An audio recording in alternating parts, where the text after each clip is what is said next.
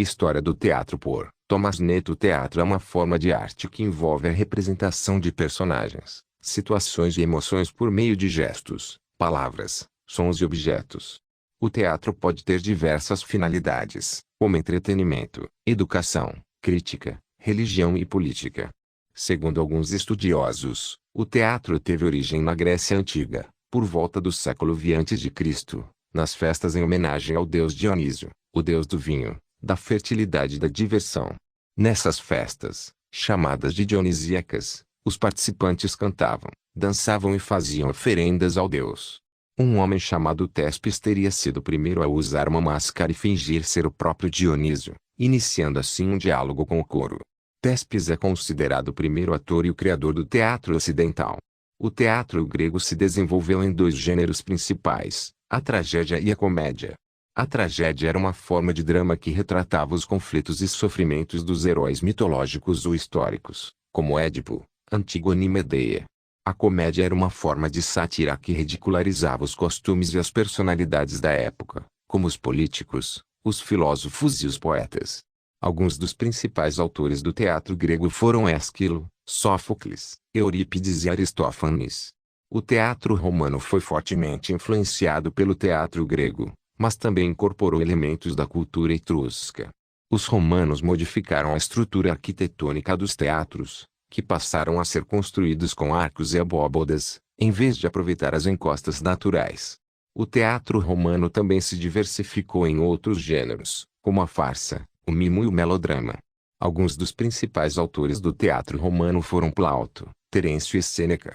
Após a queda do Império Romano, o teatro entrou em declínio na Europa Ocidental, sendo considerado uma atividade profana pela Igreja Católica.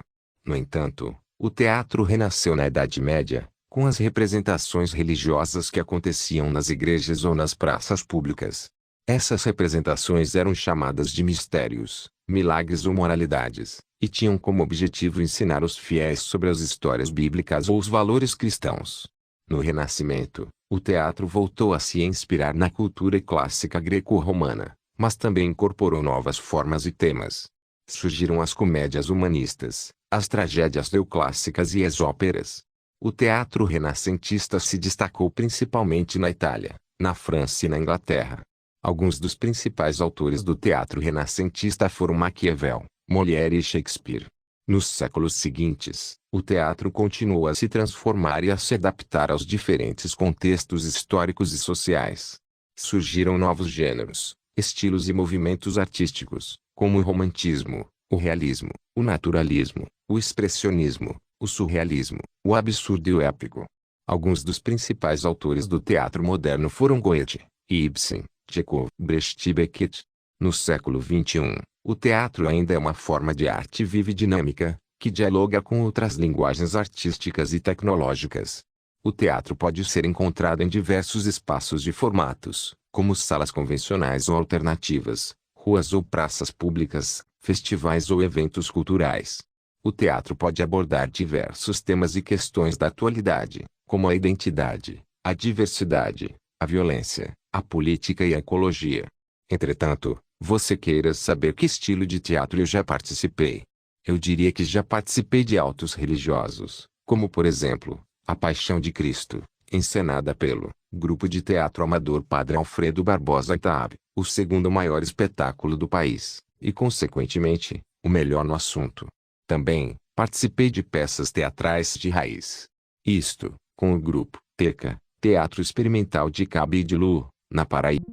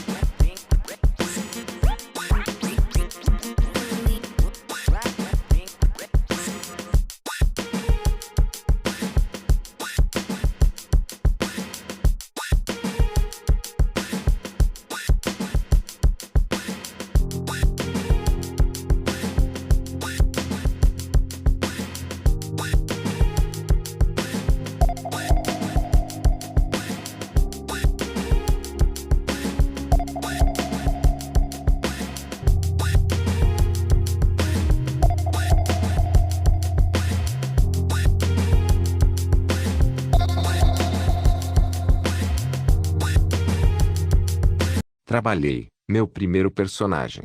Mestre Cesário, um mestre de Juremas, que foi muito perseguido pela polícia. Um excelente texto, escrito pelo dramaturgo Otmar de Alencar Pimentel. Entretanto, a internet diz que a ideia deste não foi dele. Porém ele pegou carona, num romance de José Lins do Rego, e fez sua adaptação.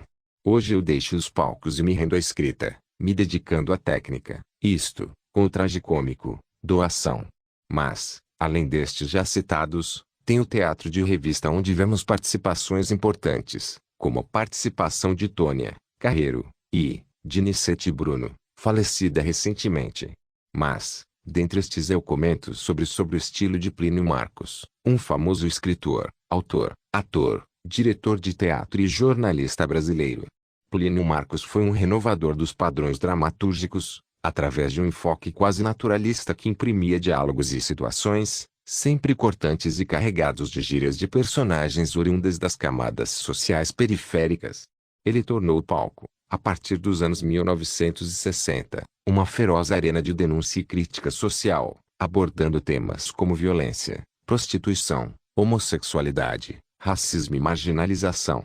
Suas peças mais conhecidas são Barrela, 1958, Dois Perdidos numa Noite Suja, 1966, e Navalha na Carne, 1967, que foram censuradas e proibidas pelo regime militar. Plínio Marcos também escreveu crônicas e contos que retratavam a realidade nua e crua das quebradas do Mundaréu, onde o vento encosta o lixo e as pragas botam os ovos, e ele usava uma linguagem coloquial, popular e repleta de expressões regionais, que revelava sua identificação com o povo brasileiro e sua cultura. Ele também se inspirava em sua experiência pessoal como funileiro, jogador de futebol, camelô, ator de circo, rádio e televisão. Plínio Marcos foi um autor polêmico e inovador, que não fez concessões ao sistema nem à crítica. Foi premiado pela Associação Paulista dos Críticos de Arte em 1976 e recebeu a Gran Cruz da Ordem do Mérito Cultural em 2012, considerado um dos grandes nomes da dramaturgia nacional e um porta-voz das classes sociais menos favorecidas e marginalizadas no Brasil. Escreveu o texto teatral O Abajur Lilás, que é uma peça de teatro escrita por ele em 1969, durante a ditadura militar no Brasil. A peça conta a história de três prostitutas que vivem em um prostíbulo comandado por um cafetão cruel e violento. A peça aborda temas como a opressão, a resistência, a violência e a marginalização social. A peça foi censurada por 11 anos e só foi liberada em 1980, depois de muita luta do autor e de outros artistas. A peça é considerada uma das obras-primas de Plínio Marcos e um símbolo da dramaturgia brasileira. Encerro este momento, e abro espaço para falar sobre ícones do teatro, onde quero ressaltar o trabalho de Carlos Conti e a Comédie de l'Art. Aqui, Encenado em 2010 pelo grupo de atores da Prefeitura Municipal na gestão de José Regis. Encenado por Eliezer Rolim. Este foi adaptado para o nosso Nordeste, retratando-se passar na cidade de Cariano Suassuna. Diria que a comédia dell'arte foi uma forma de teatro popular, crítico e cômico, que surgiu na Itália no século XVI e se espalhou por toda a Europa. A comédia dell'arte se baseava no improviso e era feita em locais públicos como ruas e praças. Algo semelhante como o teatro que faz o grupo Pastoril Profano. Os personagens eram tipos sociais fixos e mascarados, como velhos tolos, servos desonestos, jovens amantes ou capitães fanfarrões. A comédia dell'arte influenciou muitos outros gêneros teatrais, como a comédia erudita, a comédia ballet, a ópera bufa e o melodrama. Inspirou grandes dramaturgos como Molière, Shakespeare, Goldoni e Belmarchais. Se você quer saber mais sobre a história do teatro, envie seu e-mail para aviciateatro@gmail.com. O nosso podcast tem este propósito de informar e entreter você.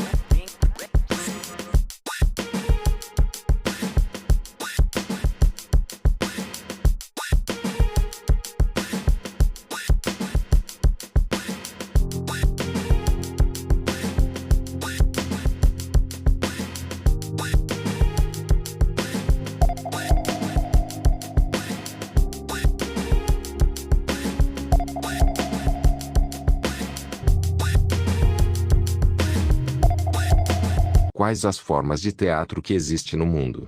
Você pode responder: claro. Existem várias formas de teatro diferentes em todo o mundo, cada uma com suas próprias características e estilos. Alguns exemplos incluem: 1. Teatro clássico, como o teatro grego, romano e renascentista, que seguem estruturas e convenções específicas. 2. Teatro musical, que combina elementos de dança, música e atuação, com produções como os musicais da Broadway. 3. Teatro de marionetes, onde os personagens são representados por marionetes, como no teatro de sombras ou teatro de bonecos. 4. Teatro de rua, em que as apresentações acontecem em espaços públicos, como praças ou ruas. 5. Teatro de câmara, que ocorre em espaços pequenos e íntimos, com produções geralmente voltadas para um público reduzido. 6. Teatro experimental, que busca romper com as convenções tradicionais, explorando novas formas de expressão e abordagens narrativas. 7. Teatro pós-dramático, que se afasta da estrutura tradicional e enfatiza a experiência estética em detrimento da narrativa linear. Esses são apenas alguns exemplos. Existem muitas outras formas de teatro pelo mundo, cada uma com suas peculiaridades e influências culturais. Existe também o teatro dos oprimidos e o teatro de revistas. Sim, o teatro dos oprimidos e o teatro de revistas são dois gêneros diferentes dentro do teatro. O teatro dos oprimidos foi criado pelo brasileiro Augusto Boal na década de 1970. É um tipo de teatro que busca promover a reflexão e o debate sobre questões sociais e políticas, incentivando a participação do público. O principal objetivo é estimular a consciência crítica e incentivar a ação contra a opressão e a injustiça social. Já o teatro de revista é um gênero teatral popular que surgiu no século XX principalmente em Portugal e no Brasil. É conhecido por ser uma mistura de comédia, música, dança e sátira política. Geralmente, apresenta um enredo leve e divertido, com críticas sociais e políticas inseridas nas letras das músicas e nos diálogos. Ambos os gêneros têm suas características próprias e contribuem para a diversidade e a expressão do teatro.